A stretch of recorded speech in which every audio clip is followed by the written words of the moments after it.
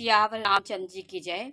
देखिए, भगवान रामचंद्र जी जब वहाँ पे यज्ञशाला में पहुँचे तो वहाँ क्या नज़ारा था, क्या वहाँ अनुभूति हुई लोगों को, इसमें यही बताया गया है। देखिए, सीता ने जब इतनी बड़ी भीड़ देखी तो उन्होंने अपने सेवकों से कहा कि इनको यथा योग्य स्थान दीजिए, क्योंकि माँ जगदम्बा माँ शक्ति थी। उन्होंने सबको स्थान दिया, सारे प्राणियों को उन्होंने बैठने का स्थान दिया। और उसी समय राजकुमार राम और लक्ष्मण वहां पे आए। वे ऐसे सुंदर हैं मानो मनोहरता ही उनके शरीर पर छा गई हो। सुंदर सांवला और गोरा उनका शरीर है। वे गुणों के समुद्र, चतुर और उत्तम हैं। सबके वीर है, सबके मन को चुराने वाले हैं। राज समाज विराजत रूरे, उडगन महुजनु जुग विधु पूरे। और जिनके रही भावना जैसी, प्रभु मूरत देखी तिन तैसी। उस राजमहल में जहाँ पे यज्ञ हो रहा था, वे राजाओं ने समाज में ऐसे सुशोभित हो रहे थे मानो तारा गणों के बीच दो पूर्ण चंद्रमा हों।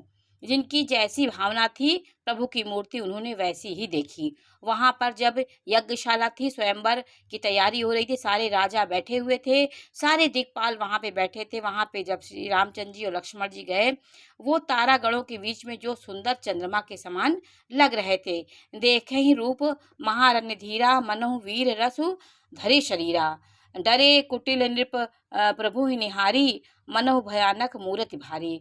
उनकी जैसी जिसकी भावना थी, उन्होंने प्रभु राम को उसी प्रकार देखा, उनकी मूर्ति को। और महान रणधीर राजा लोग श्री रामचंद्र जी के रूप को ऐसा देख रहे थे मानो स्वयं वीर रस शरीर धारण किए हुए आया हो। कुटिल राजा प्रभु को देखकर डर गए, मानो बड़ी भयानक मूर्ति हो रही है, क्योंकि इस प्रकार प्रभु की मूर्ति देखकर वो अपने तेज को भूल गए।